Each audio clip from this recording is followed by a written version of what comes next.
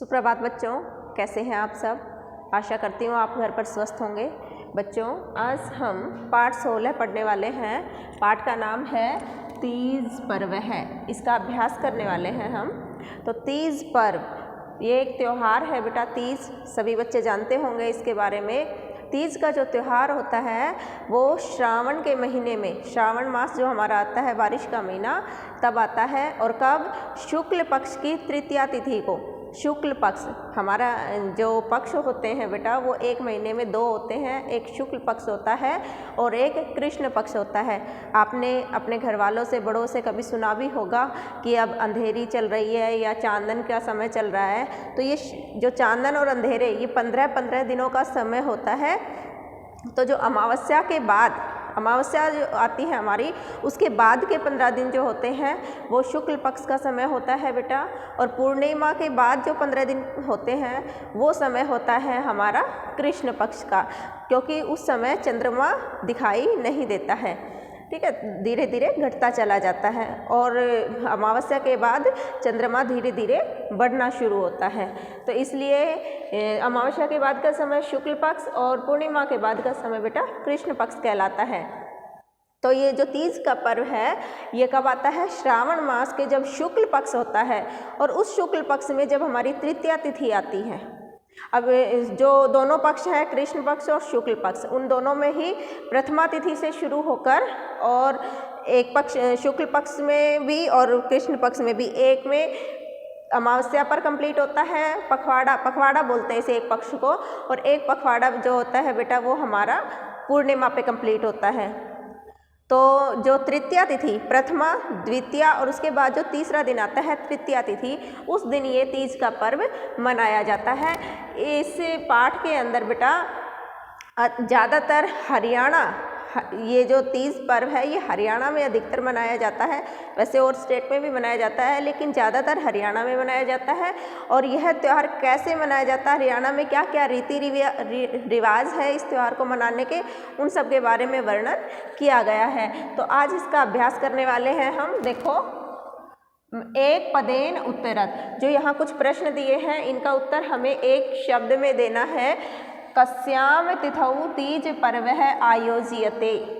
जो तीज का त्यौहार होता है, तीज पर कस्याम तिथौ, किस तिथि को, आयोज्यते मतलब मनाया जाता है। तीज का त्यौहार किस तिथि को मनाया जाता है? तृतीयाम, तृतीया तिथि को। सबसे पहले प्रथमा आती है, फिर द्वितीया आती है और उसके बाद बेटा तृतीया, तीसरे दिन होती है तृतीया तिथि। तो जब शुक्ल पक्ष की तृतीया तिथि आती है तब तीज पर्व मनाया जाता है। अगला प्रश्न है, मेघाम दृष्ट्वा के नृत्यन्ति। मेघों को देखकर कौन नाचते हैं? मेघ मतलब बादल। मैंने अभी बताया कि श्रावण मास में आता है ये त्यौहार। तो श्रावण का जो महीना है बारिश का महीना होता है, तो उस टाइम बादल छाए रहते हैं आसमान में। तो उन बादलों को, मेघान मतलब बादलों को देखकर के नृत्यन्ति, कौन नाचते हैं? तो उत्तर रहेगा बच्चा आपका मयूरः, मोर। मोर नाचते हैं बादलों को देखकर। अगला प्रश्न है, तीज पर्व है। तीज का जो त्यौहार है वस्तुतः कासाम पर्व विद्यते। ये जो त्यौहार है तीज का, वास्तव में किसका त्यौहार माना जाता है? कौन सेलिब्रेट करते हैं इस त्यौहार को? तीज पर्व वास्तव में किसका त्यौहार माना जाता है? स्त्रीणाम, स्त्रियों का, क्योंकि इस पर्व पर स्त्रियां के क्या है, झूला झूलती हैं, नए वस्त्र पहनती हैं, नाच गाना आदि करती हैं। तो ये त्यौहार अधिकतर स्त्रियां मनाती हैं। तो ये त्यौहार किसका है बेटा? स्त्रियों का। अगला है, हस्तयो किम लेपयाम। जो स्त्रियां हैं वो हस्तयो मतलब अपने हाथों में, किम लेपयाम क्या लगाती हैं या अपने हाथों पर किसका लेप करती हैं? मेहंदी काम। तीज के त्यौहार पर स्त्रियां अपने हाथों पर मेहंदी लगाती हैं। तो इसमें एक क्वेश्चन पूछा है कि हाथों पर क्या लगाती हैं या किस चीज़ का लेप करती हैं? तो उत्तर रहेगा आपका मेहंदी का, मेहंदी का। अगला प्रश्न है, तीज पर्व समये कीदृश कीट है जायते। तीज के पर्व पर किस प्रकार का कीट पैदा होता है, उत्पन्न होता है?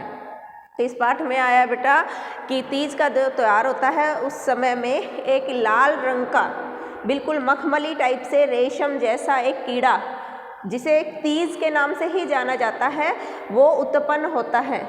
आप लोगों ने शायद कभी देखा भी होगा, छोटा सा एक कीट होता है, लाल रंग का होता है और वो बिल्कुल ऊपर से ऐसा लगता है जैसे मखमल का हो, मखमल से बना हुआ रेशमी होता है बिल्कुल, ठीक है। तो वो उसका नाम तीज होता है। तीज क्यों कहते हैं? क्योंकि वो जो कीट है वो हमेशा नहीं दिखाई देता, वो लगभग तीज का जब त्यौहार आता है उसके आसपास का जो समय होता है तभी दिखाई देना शुरू होता है, इसलिए उस कीट को तीज के नाम से जाना जाता है। तो तीज पर्व पे किस प्रकार का कीट दिखाई देता है? रक्त कोशय वर्ण है। रक्त मतलब वैसे तो रक्त का मतलब बेटा खून होता है, लेकिन उसका रंग लाल होता है, इसलिए संस्कृत में लाल रंग को रक्त के नाम से जाना जाता है, ठीक है। लाल वर्ण भी कह देते हैं और रक्त वर्ण है। लाल रंग का रेशमी, ठीक है, लाल रंग का जो रेशमी होता है, रेशम की जैसा कीड़ा होता है, वो तीज के त्यौहार पर उत्पन्न होता है। तो ये पहला क्वेश्चन बेटा कंप्लीट हो गया है। दूसरा क्वेश्चन मैं नेक्स्ट वीडियो में करवाऊंगी। अगला देखो बेटा, संधि संधि विच्छेदम कुरु। इस क्वेश्चन में हम संधि करने वाले हैं, ध्यान से समझो। पहला है बेटा नमो नमः, नमः प्लस नमः। अब देखो नमः, यहाँ नमः के बाद विसर्ग लगा हुआ है बेटा, इसको बोलेंगे नमः प्लस नमः, दोनों सेम है, नमः प्लस नमः। तो ये यहाँ पर विसर्ग, प्लस से पहले विसर्ग होने के कारण ये कौन सी संधि बन गई है बेटा? विसर्ग संधि। जब विसर्ग के पहले ए आता है, या विसर्ग से पहले ए आता है और आगे जो प्लस के बाद जो वर्ण है वो अपने वर्ग का तीसरा, चौथा या पांचवा अक्षर होता है, तो ये जो विसर्ग है यह ओ में परिवर्तित हो जाता है। इसी वजह से मैं के बाद ओ की मात्रा लगी है, नमो, और आगे का जो पोर्शन है प्लस के बाद का वो एज इट इज यहाँ आ जाएगा, तो नमो नमः।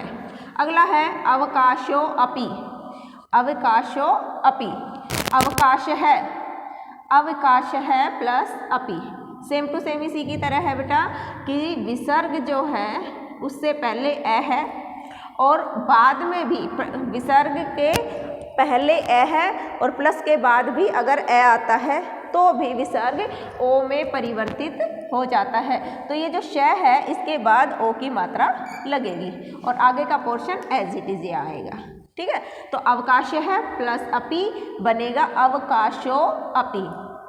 अगला देखो प्रचंडात पेन, प्रचंडा, यहाँ आ की मात्रा है, प्रचंडात पेन, प्रचंड शब्द है, प्रचंड प्लस आत पेन। अब देखो यहाँ प्रचंड में ए है बेटा और यहाँ आ है। जब प्लस से पहले ए और प्लस के बाद भी ए या आ होता है तो दोनों को मिलाकर आ बन जाता है। तो इस जो ये डे है बेटा इसके बाद आ की मात्रा आपको लगानी है। तो ये देखो यहाँ पर डे के बाद आ की मात्रा लगी है और यहाँ से आ हट जाएगा।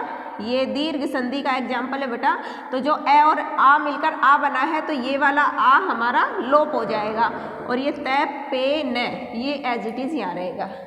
आगे देखो यतो ही, यत है प्लस ही, यत है प्लस ही। अभी बताया मैंने विसर्ग से पहले ए आए, ठीक है, तो यहाँ ओ हो जाता है। तो यतो, यत है का बन गया यतो ही, यतो ही, ये ही आ गया यहाँ पे, यतो ही, यत है प्लस ही।